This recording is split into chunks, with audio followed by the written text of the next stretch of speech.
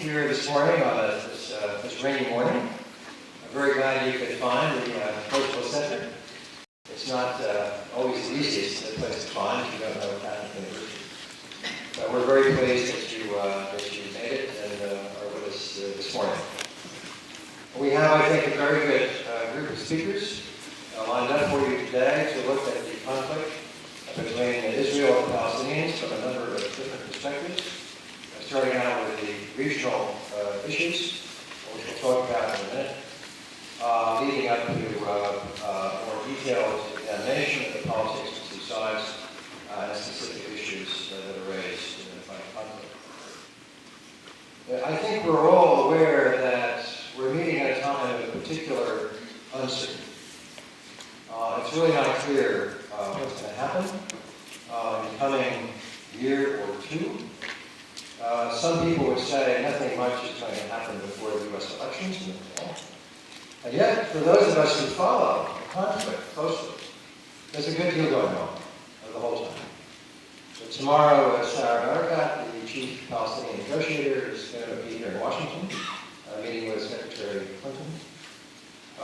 And there are a number of various initiatives going on at various levels, none of which hold immediate promise of any breakthrough, but just to indicate that there's always things going on. And in this conflict, we know there are always the possibility of surprises. When big breakthroughs were made in the past, in Oslo, the negotiations with the Jordanians, the Americans were the last to know of it, even though we were convinced that we were indispensable, and indeed I think we are indispensable in terms of making any kind of agreement stick. There are other positive and negative elements right now. On the negative side, there is great disagreement within the political camps of both sides. There is divisions within the Palestinians. And there is a growing feel of despair that the occupation is becoming increasingly institutionalized, that people are beginning to think that there cannot be any change. But that very despair, that very pessimistic element, also brings with it the counter trend, which is that if everything goes forward as is during status quo, there could very easily be, in the near future, a single state. De facto, one sovereignty, one state, stretching from the Mediterranean to the Jordanian River. And that itself is a considerable threat to many people in Israel and the United States, because it could mean the end of a democratic Jewish state. So we've seen extraordinary things like strong Zionist spokespersons like Alan Dershowitz in Boston, coming out strongly in favor of the two-state solution. Because in their view, and the view of many people, many Jewish people, the only way to preserve Israel as a democratic Jewish majority state is to create a Palestinian state. Well, we're still a long way from that, and with the U.S. elections pending, one doesn't expect too much too soon. But I think our role as Christian witness, as speaking up, making sure that our views are known and understood and heard here in Washington, it becomes all that much more important. We cannot leave this debate to those on the two extremes who would encourage continuation of the status quo or lead to even worse kinds of solutions. There really can only be negotiated peace. One sees another sort of element of the tension in statements by people that, well, in Israel, saying, well, maybe there should be unilateral withdrawal from the West Bank. That itself is a very dangerous way to proceed because it would tend to validate the view of Hamas and others that only violence can lead to progress, and it would undercut the Palestinian Authority and those who are working for a negotiated agreement and solution.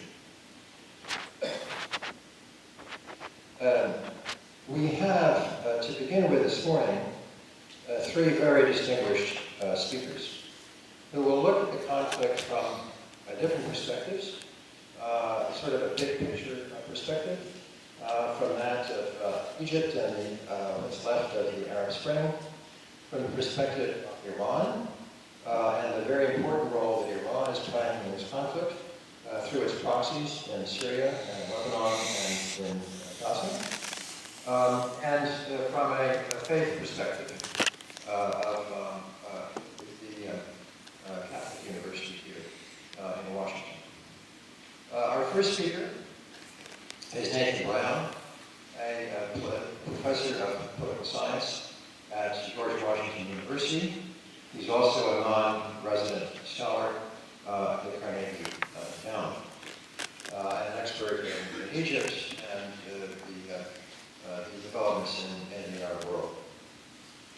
Trita Parsi is the president of the Iranian American Council, a scholar of great renown on the Iranian role in the Middle East, and has did for hegemony and the U.S. Response to that. His latest book on that conflict is The One Role of ISIS. And our third speaker is Maryann Cusimano-Love, a professor here at Catholic University, who will look at conflict also from her perspective, including faith perspective. So I think we'll start with a speech from the tables. Nathan Brown, could you start off, please? Okay. All right. All right. Thank you very much. Is this particular? I have to speak into both microphones. Okay. All right. Makes it feel a little bit like a press conference or something. Okay. Thank you very much, Ambassador Clark, and thanks to all of you for coming. Welcome to those of you from out of town. I thought what I would do would be to start focusing on what's going on kind of with the conflict itself, focus most of my remarks on that, and then take a little bit of a look at a regional perspective, especially what's going on in Egypt. And it's probably good that I start. I don't know whether either of my co-panelists will have cheery words to say, but I won't. I think the situation is grim and it's going to get worse. It may eventually get better, but I don't. At the current point, I don't see how. So it's good to start on that note, and that way we can have perhaps some hope of a happy ending. So let me begin just about diplomacy, then talk a little bit about what's going on the Palestinian side, then take a little bit of look as whether there's a way out, and then finally, my fourth point will be a little bit at the regional context. First, what's going on in terms of diplomacy? Well, one thing that I think we can say safely is that the peace process as we've known it, you could say in some ways since the aftermath of the '67 war, but certainly since the Madrid conference, is simply dead. There's supposed to be a long pause there to let that sink in. There is no viable diplomatic process. We pretend that there is. Some of the diplomats involved pretend that there is, but there are no meaningful negotiations going on, and there's no way that I can see to get them started. When you use the term peace process in an American context, it has some meaning to people. When you use it to those people who are participants in this conflict, they look at you strangely, sort of as if you're mentioning something like an 8-track tape. I mean, this is something from the distant past that kind of stirs memories, but they're not quite sure of what. For a long time, there's been a mantra, especially among those people devoted, I think, to the cause of a two-state solution. It says, essentially, the solution is known and the solution has real popularity on both sides. Public opinion polls show that both Israelis and Palestinians want peace, and the basic contours of that peace are well known. There's still some truth to that statement. There always was some truth, and there is some truth to that statement. The problem is, what it leads out is, I think, something about the leadership on both sides, and also something about public opinion. On public opinion, what it leaves out is that both sides, I think, would take that solution if they thought it would resolve the conflict.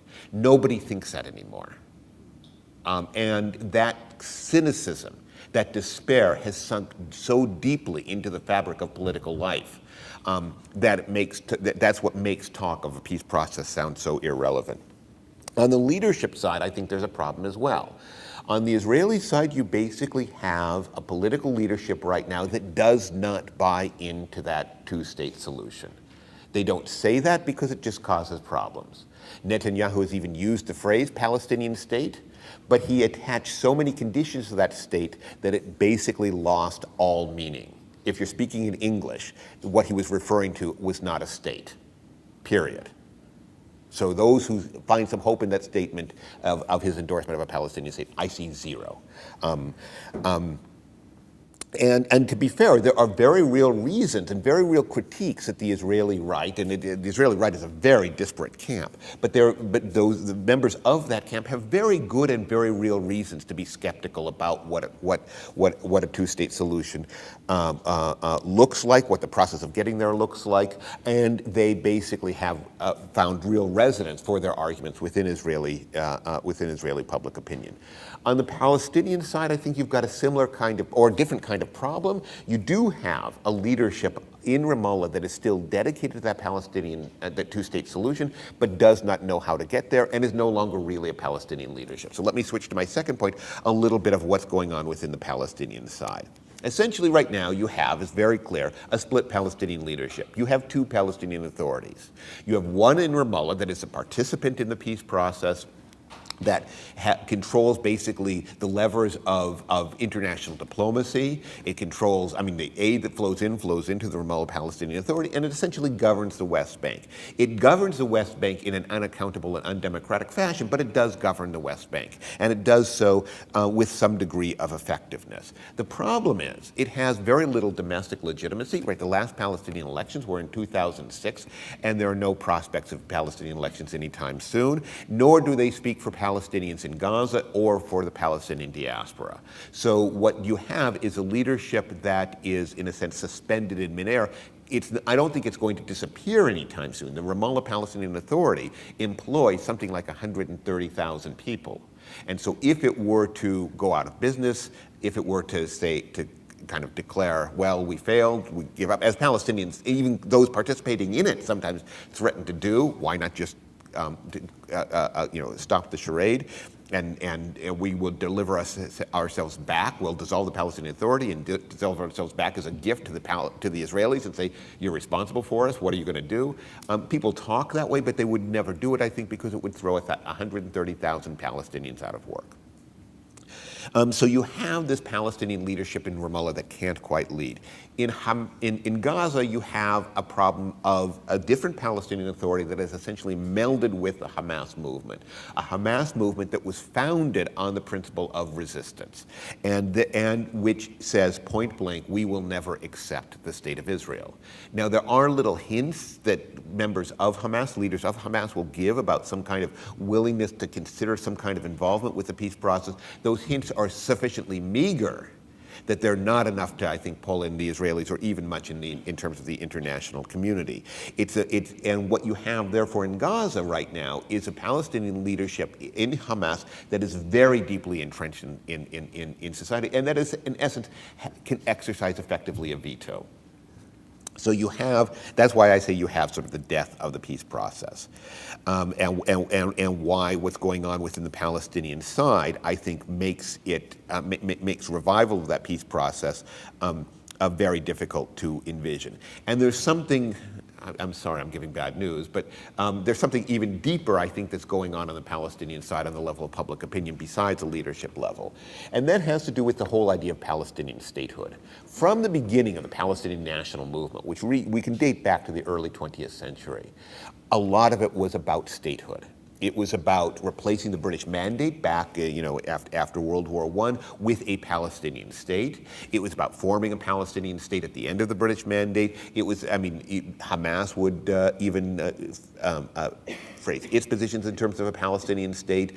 PLO, Palestinian state, the Fatah movement was dedicated to getting Palestinians to act for themselves to secure a Palestinian state. What I think you discover, if you talk to Palestinians who are not in the leadership, is that the whole dream of Palestinian statehood is beginning to recede. People, they do talk about two-state option versus one-state option, but this debate has lost an awful lot of its resonance. The current situation is not tolerable to Palestinians. They have to tolerate it. But the idea that there's some kind of meaningful goal of statehood that's at the end of the process, of some kind of process, doesn't really motivate people anymore. And to me, that's very, very worrying, because what you have is a Palestinian society that is not really invested. It's disinvesting, in a sense, almost from politics as we know it. And a Palestinian population that are the West Bank and the Gaza and in the diaspora is almost deprived of a voice in public affairs. So that essentially what we have right now is, Ambassador Clark talked about worried about the development of a de facto one-state solution. I think that's where we are now. There is one state, the state of Israel, that controls this territory. It controls who goes in, who goes out, it controls the economy, and so forth and so on. And no, I don't think that's very healthy for Israel. But the fact is it's tolerable for Israel. Even those people who don't like it, long-term, short-term, they don't see any easy alternatives. Is there a way out? I don't think anytime soon. To me, it is very difficult to envision any kind of solution or reconstructing a process by which a solution could be found and negotiated without some restoration of Palestinian institutions and Palestinian leadership and restoring a voice to Palestinian people, to allow them to put pressures on their leaders to essentially stop the frozen situation in some way, shape, or form. And it's difficult for me to envision a way of doing that without Palestinian elections. If you were to ask me what's the healthiest development that could take place, it would be a revival of Palestinian politics, a revival of Palestinian political process, a revival, restoration of a voice for ordinary Palestinians in their own affairs, and the best way to do that is through elections that would put pressure on the leaders and force the Palestinian leadership currently, right now, to return to their own people and come up with some kind of program for governing and for progress. A Hamas, for instance, that was facing the Palestinian voters would act very, very differently than the way Hamas acts right now. Fatah would have to get its act together. New actors might arise in the Palestinian political scene. The problem is elections are very, very difficult to envision as long as so many parties have a veto over them. Hamas and Fatah have to agree. International community would have to support them. It's difficult to envision Palestinian elections without Israeli consent, simply because on logistical grounds. And so the most easy way out is one that, I shouldn't say it's not a way out, it's the first step on a way out, is one that encounters all kinds of obstacles. If there's any message of advocacy that I would give to those people who are interested in regional peace, it would be to be a little bit more open and have the American leadership a little bit more open to the idea of Palestine reconciliation, Hamas-Fatah reconciliation. Hamas-Fatah reconciliation would raise all kinds of problems. I think the Israelis are very right to be concerned about it, but I think it's a risk worth taking. Finally, just a quick word about the regional context. And here I'll leave the big regional context in Iran to Trita, the next speaker. What I'll just say is a little bit about what's going on in Egypt. What we've seen within Egypt over the last year was, the way that I would describe it is we had a democratic transition basically died because you had such an incoherent and incompetent political leadership in Egypt that basically managed to construct or to make sort of a series of ad hoc decisions that didn't really lead anywhere. And you now see the democratic part in danger as well. The actors involved in this in the Israeli-Palestinian conflict are watching what happens in Egypt very closely, because they know that the outcome of what happens in Egypt will really have all kinds of impacts on them. And Egypt right now looks like it's in for a period, I think, of political instability and political contest. The shape, we're beginning to see the shape of that contest change a little bit. What had been a contest among various civilian political forces with kind of the military as referees, it may now be a full-blown confrontation between Islamists and the military. We don't quite know, and we should know over the next week or two exactly how this is going to play out. But The stakes are enormous, not simply for Egyptians, but for people in Gaza, because Egypt controls one border of Gaza. For Israel, Egypt is their is the most significant potential, security threat on the border, and so forth and so on. And what tends to happen, I think, in this conflict, when people sense uncertainty of this kind, is that they hunker down into current positions, and that's, I think, what you're seeing right now among the Israeli political leadership, among the Palestinian political leadership, is that when they are uncertain and see big risks on the horizon, they tend not to take risks. And in a sense, what that does, at least for the short term, is enhance the default position of the Israeli and both sets of Palestinian leadership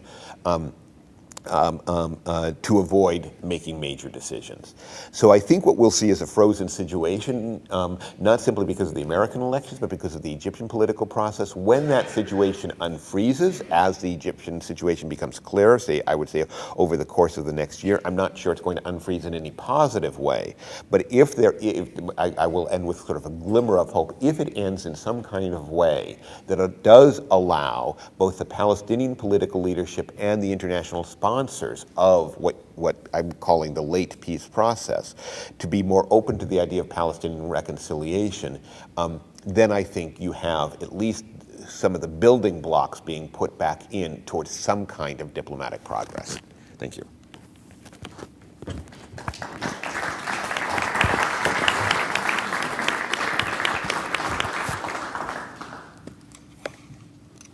Thanks so much. I'm going to try to outgloom you, Nathan, by adding a more depressive element to the picture. If I understood you correctly, you're describing a very sad situation in which the status quo is a slow drift towards a greater and greater difficulty of actually being able to resolve this issue. As was put earlier on, the occupation is becoming institutionalized. But I didn't see in your analysis any identification of any potential shock to the status quo that could actually make it even worse. Let me add that to the picture. However bad the situation is on the Israeli-Palestinian front, it is somewhat of a stable situation in the sense that the gradual movement towards a more difficult scenario is gradual. It's not an earthquake per se. But there are a few risks for those type of shocks to the system, and perhaps the Egyptian scenario could be qualified as one of them. We also have, of course, the Syrian situation, and then you have the situation between the United States and Iran. And that's probably the one situation that carries the risk of a greater war in the region, at least to the extent that the United States and NATO is unwilling to go into Syria. The Iranian involvement in the Palestinian-Israeli conflict has been driven by many different factors, but the most important one for the Iranians have been their own geostrategic calculations and interests. So for instance, right now, or in fact over the last 7-8 years, you've not seen at all the same type of involvement by the Iranians in the Israeli-Palestinian scene as you did earlier on. And the main reason for that was there wasn't any peace process to sabotage. To the extent that the peace process actually carried some promise, in fact, it actually was there, it was a real process, there was some real diplomacy taking place. And to the extent that it then was being presented as an opportunity to isolate Iran further, which certainly was one of the first arguments that was presented back in the 1990s. Under those circumstances, the Iranians utilized their resources and their assets in the region to undermine it, based on the calculation that the peace process was the weakest link in the American-Israeli strategy. If you sabotage that, almost none of the other strategic objectives of the United States in the region could be achieved. But once you didn't have a peace process, or when you had a peace process that wasn't that focused on Iran, the Iranian involvement became quite different. Now you also have a situation in which the Iranians have lost a lot of their assets in this arena. On the one hand, you have great difficulties in Syria. On the other hand, you have this tense period between Iran and Hamas, which of course is directly linked to the situation in Syria. So you don't have the same type of scenario that you did before. But While Iran may not be in a position any longer to, by will, actively begin this, a different type of a shock can occur in the region that would have a tremendously negative impact on the context of everything else that is taking place. And that is if the talks between the United States and Iran and the P5+1 break down and there is a gravitation towards a military engagement, which frankly doesn't look quite unlikely as it is right now. I just spoke to some people in Moscow and they're describing the atmosphere in the negotiations that are currently taking place as very, very tense.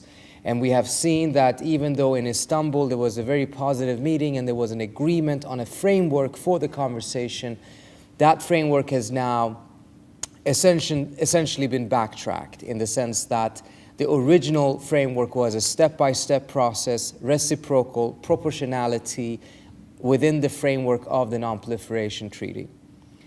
That, to the Iranians, was viewed as a clear indication that the US would accept enrichment capabilities on Iranian soil at the end of the process, granted, of course, that they would be under very, very strict inspections.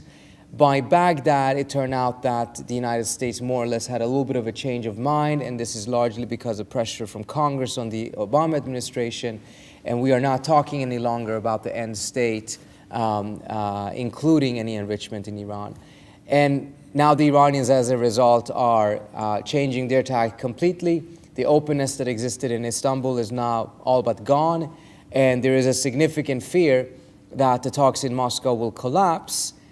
But at the same time, from the Obama administration's perspective, there's a calculation, it appears, that collapsing talks in Moscow may be politically less problematic to deal with in an election year than if you actually have a deal with the Iranians that isn't large enough.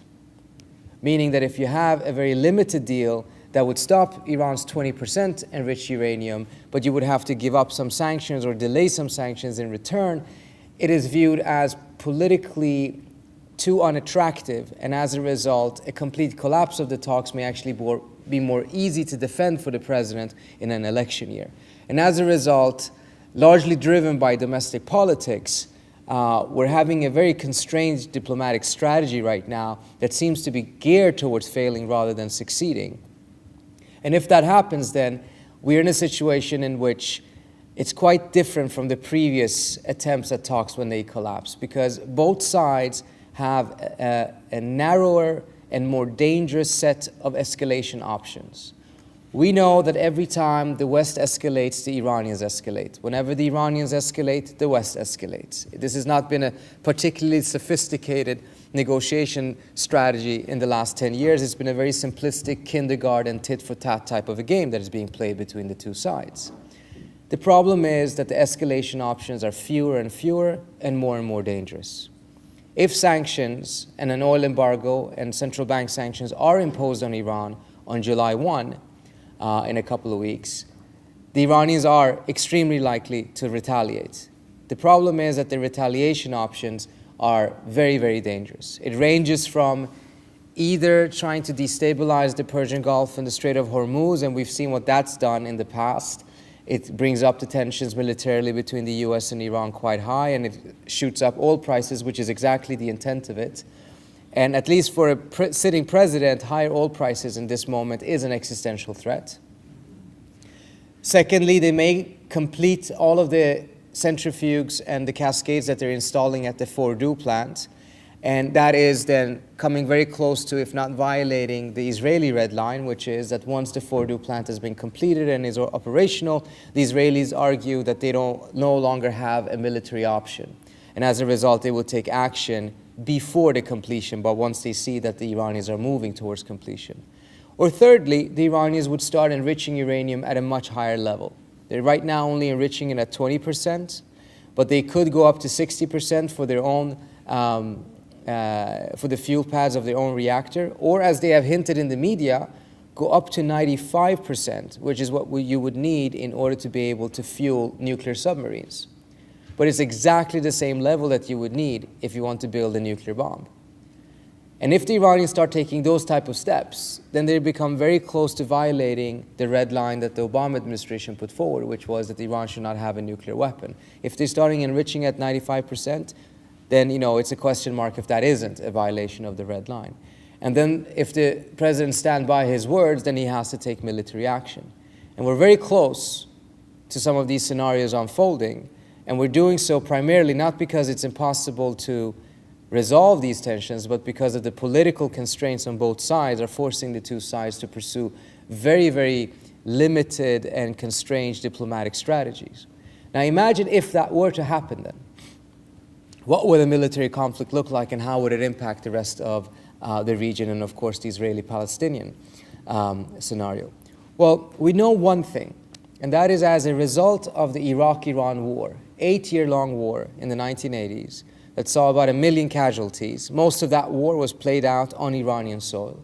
The Iranian military strategy since then has been to never fight another war on its own territory.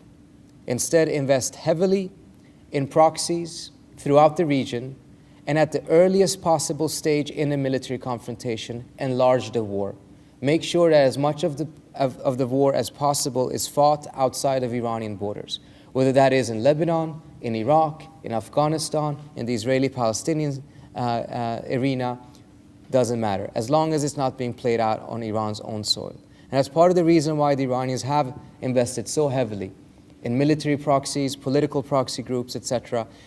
It is for this type of a deterrence effect that they are trying to have.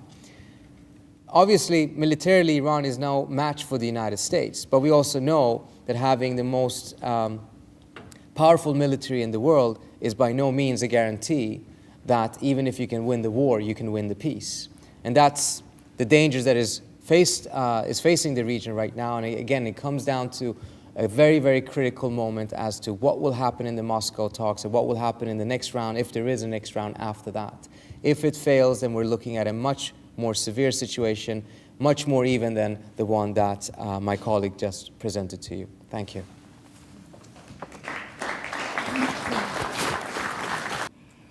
So following that very hopeful, upbeat analysis of my colleagues, I first want to thank you for inviting me to be here with you today. But I actually am going to offer a few words of hope from a larger context. I've just returned from Rome from meetings at the Vatican and the U.S. Embassy to talk about the contributions and challenges of religious peace building. And it's something I've been working on a long time, both with the Catholic Peace Building Network, and also I'm a member of the Secretary of State's core group on religion and foreign policy, trying to help the U.S. government think about how to better engage with religious actors and factors in foreign policy.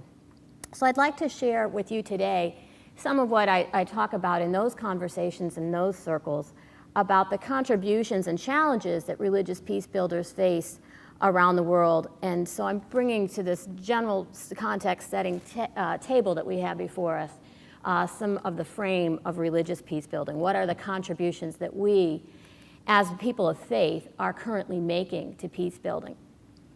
First of all, the good news is that peace is breaking out around the world.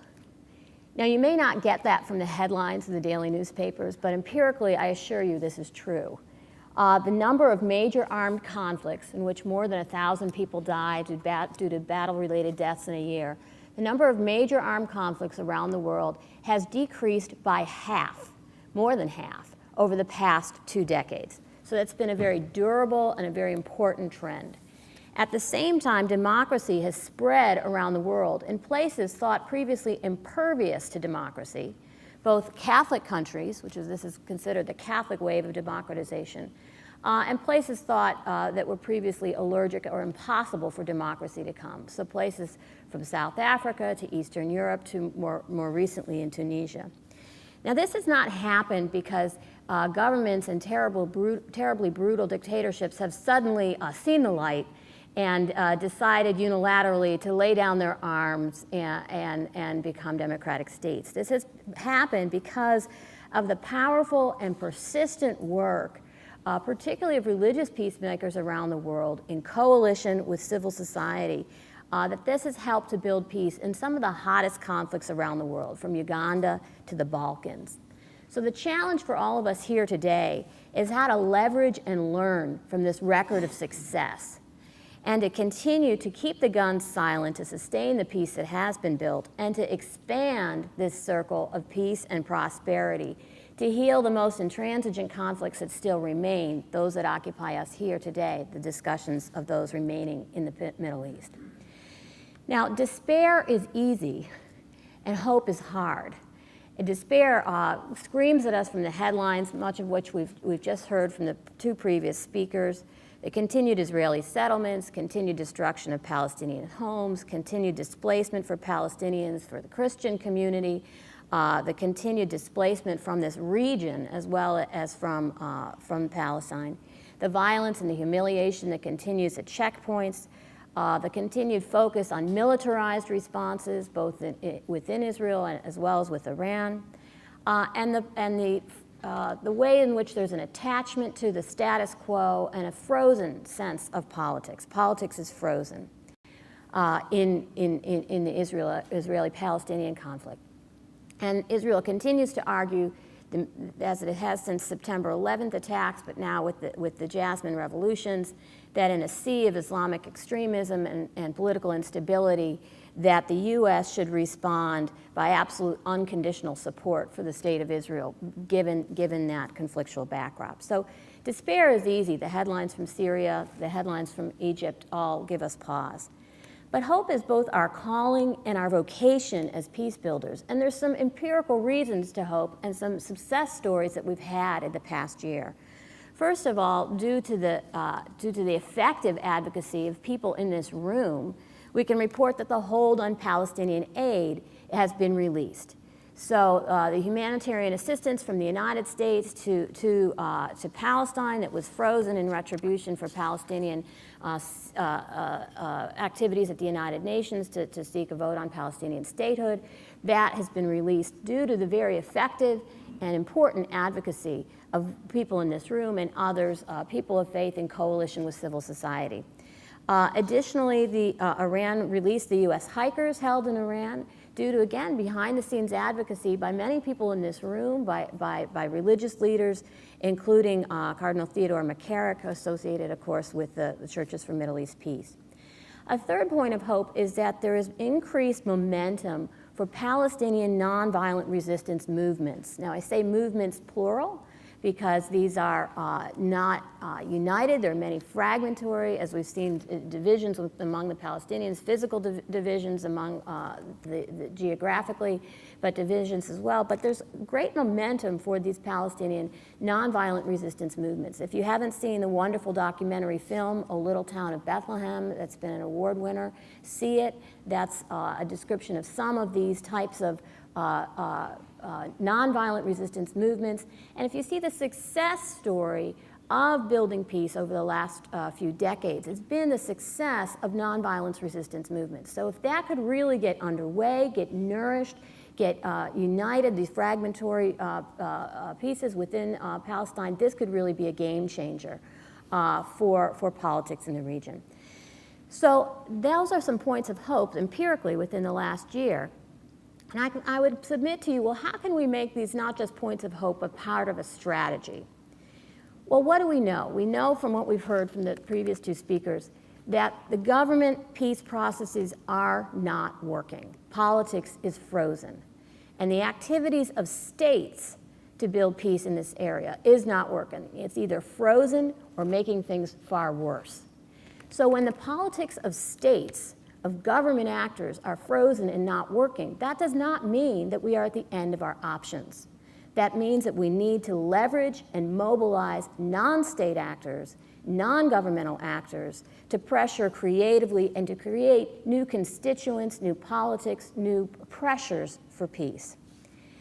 If you look at examples from the past few decades of when we have seen great progress for peace and for a number of different progressive causes with religious actors and factors part of an effective coalition for peace, it has been when we have built unlikely alliances, unlikely partnerships for peace. So the question I want to ask all of you today is, who are our unlikely allies for peace in the Middle East?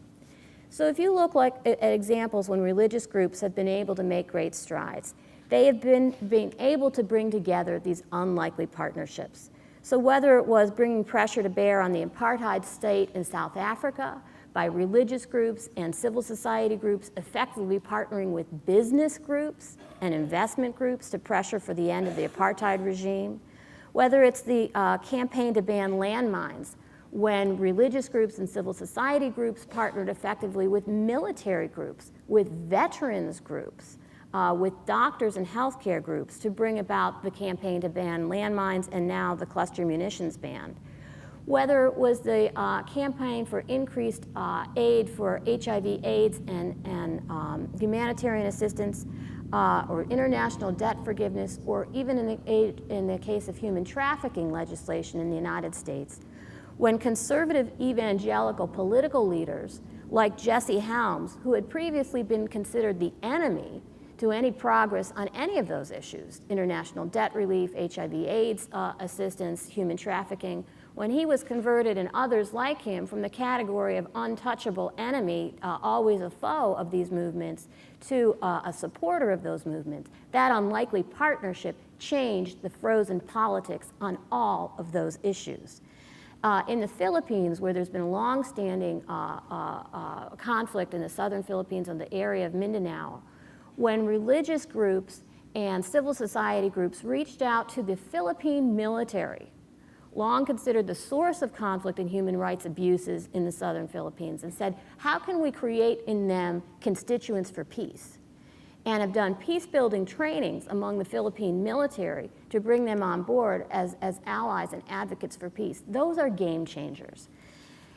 I would submit to you that as people of faith, we have a very unique capacity to build, create, sustain these types of unlikely partnerships. First of all, we are people who believe in miracles. We believe in miracles not simply as historical facts, as interesting things that occurred when the Red Sea was parted, or Moses was floated in a basket down the Nile, or Christ was risen from the dead. But we believe in miracles as empirically something that is happening, is at work, is a powerful force in our world today. Secondly, we believe, it's a constituent component of our faiths, that nothing is impossible with God. That's not just words on the Sabbath or words on a Sunday, but that is how we live our lives and the way in which we look at the world. And third, as Christians, as followers of Jesus, the Prince of Peace, he gave us the handbook. He literally gave us the model for peace building, for Christian peace building, for how to create reconciliation, how to create unlikely partnerships.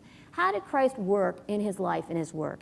He created and worked through the agency of unlikely partners, reaching out to Roman centurions, to Samaritans, to tax collectors, to prostitutes, to poor fishermen, and seeing in these very unlikely human capacities, in these very unlikely human beings, seeing in them agency and seeing in them the power of reconciliation, the power of creating new constituents for a new kind of peace. We have to follow that model today. And so I ask you, who are going to be our unlikely constituents, our unlikely partners for peace, to break through the frozen politics, to work through non-governmental agencies, non-governmental groups, to create new pressures for peace in the Middle East? First of all, I would submit that religious peace building has a face, and it's the face of a woman. Women are primarily the most religious people around the world. By whatever metric, by whatever benchmark, by whatever database you look at and use. Women are more likely to believe in God, they are more likely to attend religious services, they are more likely to take part in personal religious practices, they are more likely to transmit their faith. So when you're talking about working through organizations of faith and reaching out to people of faith, you have to be talking about reaching out and working with women of faith. This is increasingly important because women are primarily the victims of conflict around the world. 80% of refugees, of internally displaced persons are women. The victims of conflict are women. The victims of rape as a tool of war are women. So women are not only the victims of conflict, but also the agents to address peace building. So if you're looking at who is fleeing from Syria today, in refugees and internally displaced persons, these are primarily women and girls, and who are ministering to those women fleeing Syria today. They are primarily women of faith, whether it's the Sisters of the Good Shepherd, etc. So who is our unlikely constituents? This is a large, very large group of women and youth that are frozen out by state politics. If you look at who does the peace-building processes of state governmental peace processes, in the past 2 decades, if you look at governmental peace processes, 98% of governmental peace processes have excluded all women. Meaning in only 2% of official peace processes has there been a single woman at the table. Actually, it's actually much worse than that. If you removed the Philippines from that database that has had a number of female presidents and political leaders, the number is empirically 0. So where can you look for unlikely constituents and partners for peace? Look to women, look to youth, okay?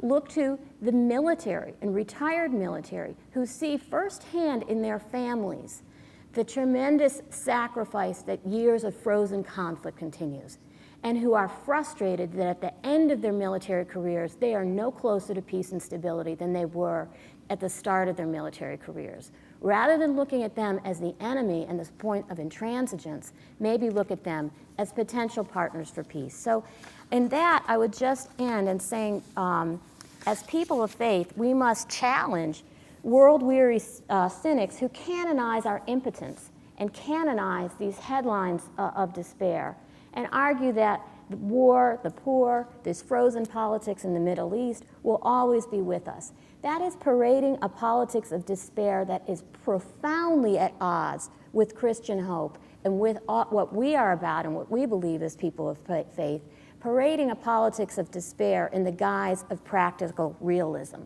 Instead, we have to look at the empirical record and say, well, look, that is not true.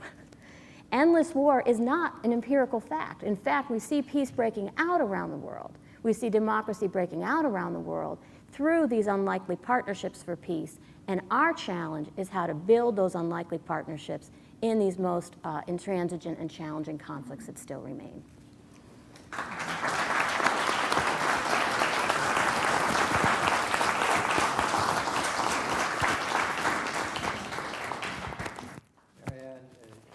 Thank you very much for those very interesting and inspiring words. We now have a period for questions and answers. Our wonderful interns are passing cards out among you.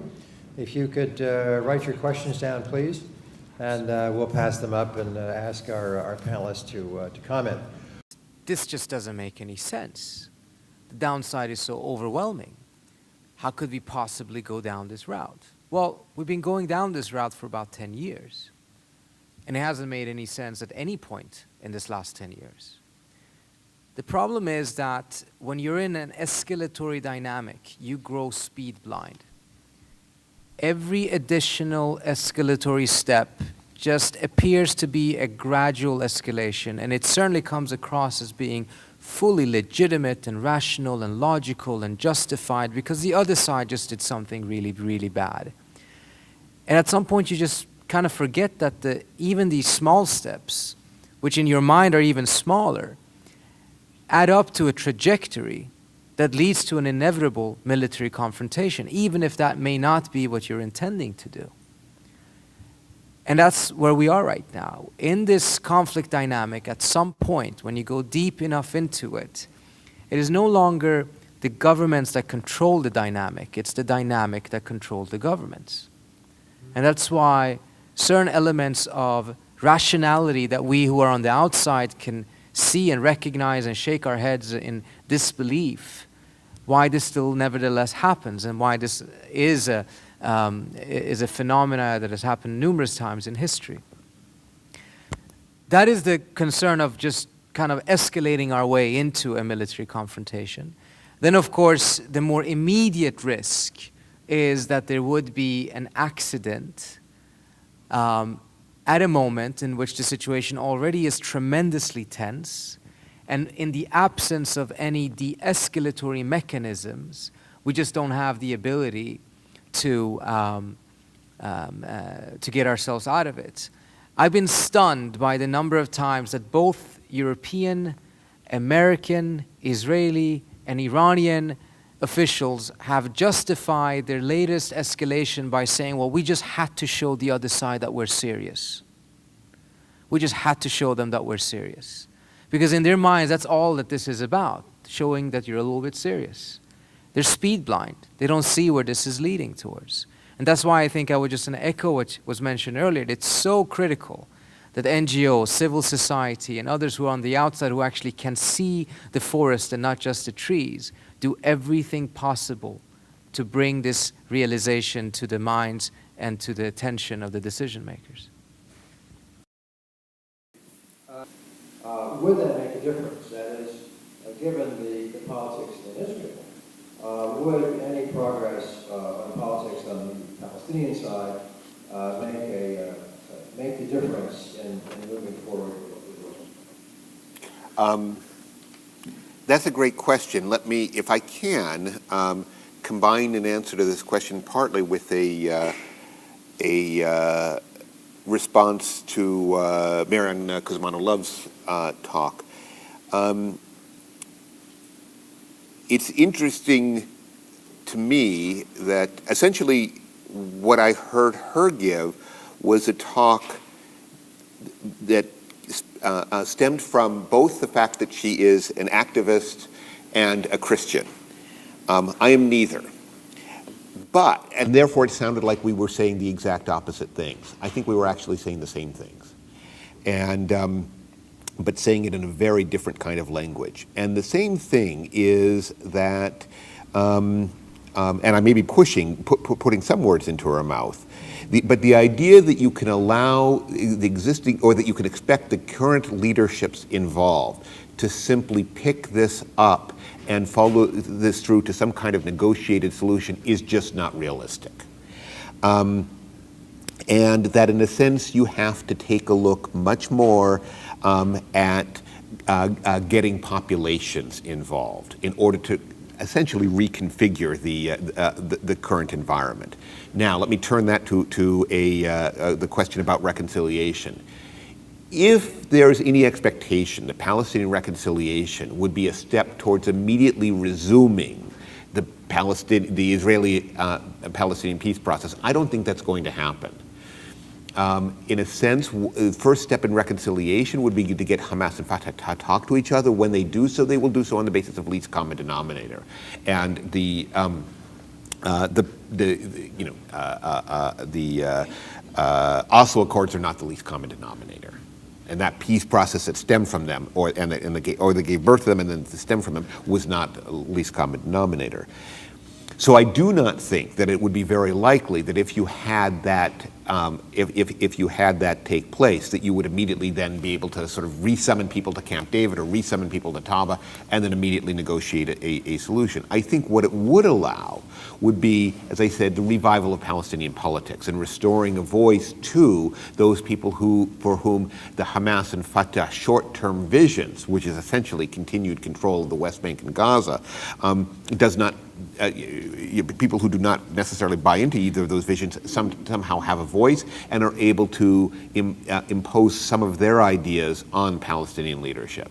But what we're talking about, and the message that I'm trying to give, is that there isn't going to be any conflict-ending agreement anytime soon, and that the basic building blocks are not there, and that attention has to be therefore given, if you're interested in being active, in essentially rebuilding some of those building blocks. And that cannot be done simply by existing political leaders.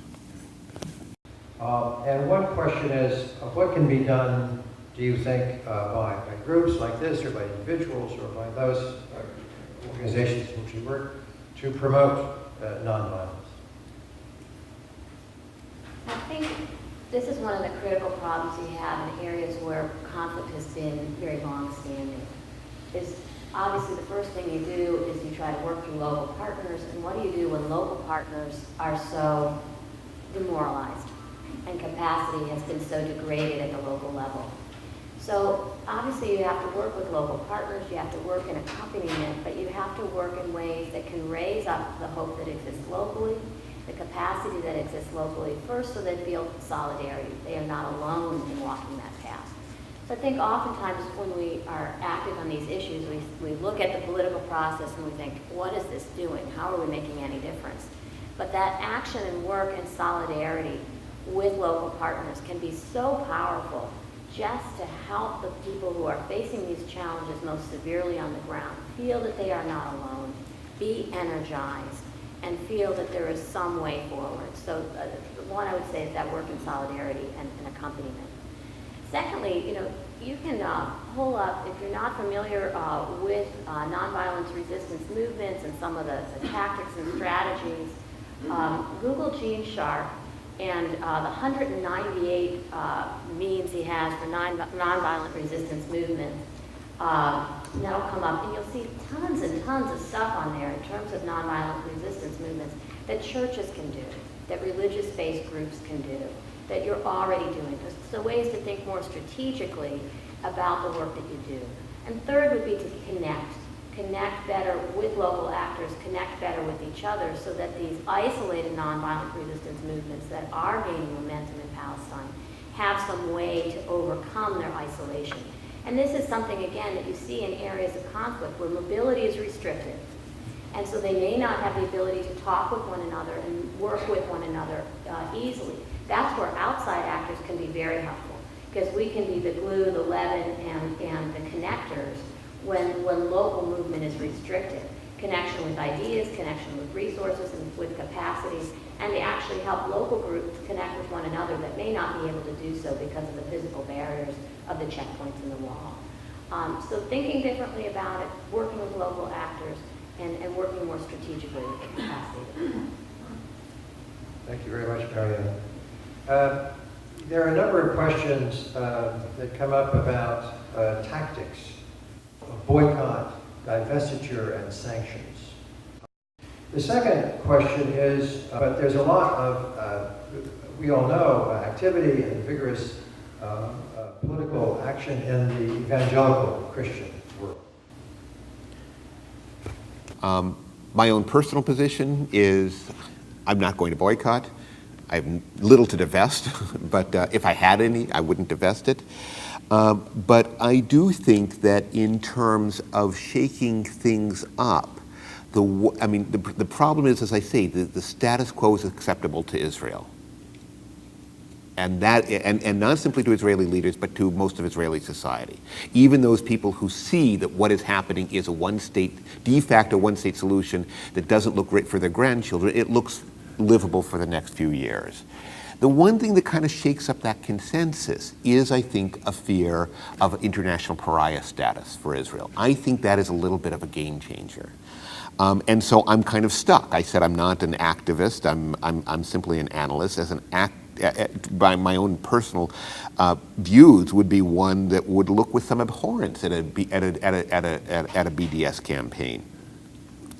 But I think some kind of support for some kind of grassroots activism on this. It may take more the form of what Maryann Cusimano-Love was talking about in terms of support for a Palestinian nonviolent movement. This sort of thing could actually have some political effect in terms of unfreezing the situation, not in the disastrous ways that Trita Parsi was talking about, but in some more positive ways.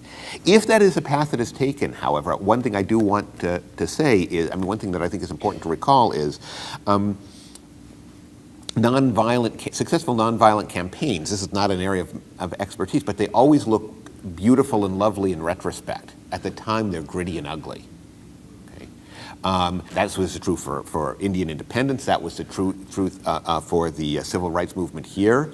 These are not eras of love and understanding. These are eras of really confrontational, even if peaceful politics. And they don't always generate, by the way, peaceful responses. With the nonprofit side is when you can have some game changers. So for example, a number of colleagues recently returned from visits to the Palestinian territories and with Israeli government leaders.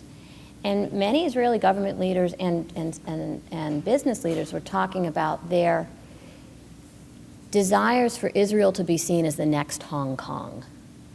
Okay, they want to be Ireland. They want to be that small economy that is a source of stability and a high-tech future. And the rebuttal to that is not going to happen with this type of long-standing political stability. So if that is in your business interest, that you want Israel to be the next Hong Kong, you have to deal with this. Frozen politics is not the answer. So ways in which you can creatively reach out to that constituency and create at least some among them to move places or to move along the line, to move the needle. That would be a way to be a game changer. And to the extent to which boycott, divestiture, and sanctions can be a stick to be offered at the same time with the carrot, that's something that you can talk about tactics and strategies, but that is a way to try to engage that community. Look, if you've got this concrete investment in brand, that is at risk by this. And so then perhaps the status quo does not look as good a deal. I should add here that Churches of Middle East Peace, our position on BDS is that we have no position on it. Only to say that we have seen increasing activity among conservative evangelicals with other Christian alliances, with Catholics on a number of other social issues, many of the ones that I've mentioned here: human trafficking, HIV/AIDS, debt relief, etc. So if we can, again, looking for unlikely constituents, change the frame from being only the Jewish people who are suffering in this region to what about the fate of suffering Christians and the really removal of Christianity from its homeland. And that's, I think, the voice that's not heard in this debate among many politically active Christian evangelicals. And that's, again, the way you can reframe the dialogue. There are a couple of questions about the role of Congress. And a couple of things come to mind. There is recently legislation being considered in the House and Senate which would, in effect, define Palestinian refugees out of existence. This could have a very major impact on U.S. support for UNRWA, which is supporting the Palestinian refugees. Another question: do any of you have a further comment about the ability of the executive to deal with or negotiate around the U.S. Congress? I can't speak so much for the Israeli-Palestinian issue, though I would suspect that it's pretty much similar to what it is on the Iran issue. And this is not to take away some of the responsibility of the White House as the executive, in which it has to lead, but reality is that at least on the Iran issue, since the very first moment that Obama took office, the effort of Congress has been to constrain his political space and maneuverability, and has done so tremendously effectively, mindful of the fact that Obama's strategy himself has been not to go out there and actively create political space for his policies, but constantly try to adjust to whatever narrow space is provided to him by Congress. Just in this last round of negotiations, to see the devastating effect of the congressional effort is to just look at what the U.S. was willing to put on the table in Istanbul, what we talked about, and by the time it reached to Baghdad, in which the principles were going to be translated into actual substance, we saw how the Obama administration essentially backtracked because of all of the pressure that they received from Congress. We've ended up in a situation in which essentially the U.S., for instance, requests that Iran stop 20% enriched uranium. I think it's a very legitimate request. But we ended up in a situation in which the president couldn't take yes for an answer because of the pressure from Congress, in the sense that that could only be accepted as long as the U.S. did not offer anything in return. And that's not a negotiation. That's a conversation about your terms of capitulation. And simply the balance of power between the two sides are not such that either side is going to be capitulating anytime soon. Absent any effort to neutralize these negative developments, we're either going to see no deal, or we're going to have to see a president that makes a decision that for strategic reasons, this is so important that he will take the heat, he will pay the price, and he will pursue what he thinks is right, regardless of what the cost will be domestically at home. And that's a type of a decision that I think a president only can make, or at least this president only can make, in his first year in his second term. And that's still just a guesstimate of what he could be doing at that moment. Yeah, let me just make a few quick comments. Number one, take this stuff seriously. An awful lot of what happens in, what I was referring to as the Middle East peace process, this was the stuff of, Camp David summits and UN Security Council resolutions and so forth and so on, and a place which is very removed from the level of daily politics. And, Congress would sometimes get involved, but in a way that was, sense of Congress resolution, sort of very kind of generic statements of policy. It's getting a little bit beyond that now. The policy that I was advocating, which was one being supportive of Palestinian reconciliation, has been made close to impossible by legislation. The United States government, or any American administration, would have difficulty pursuing such a policy without running up against American law in all kinds of areas. So it's getting serious. It's not simply vague and generic statements. Second statement I would make is that if you are activists looking where to invest, Congress listens. Executive branch, the levels between the individual citizen and the decision maker are far greater. But Congress is anytime I talk to anybody in a congressional staff, they say, well, my congressman thinks such and such, or we've got this kind of activity in our district and so on. This is an extremely localized way of making policy. So it matters, and you can affect it. So if you're looking at places to have leverage on the policy process, this is probably more open than anywhere else in the entire in the entire conflict.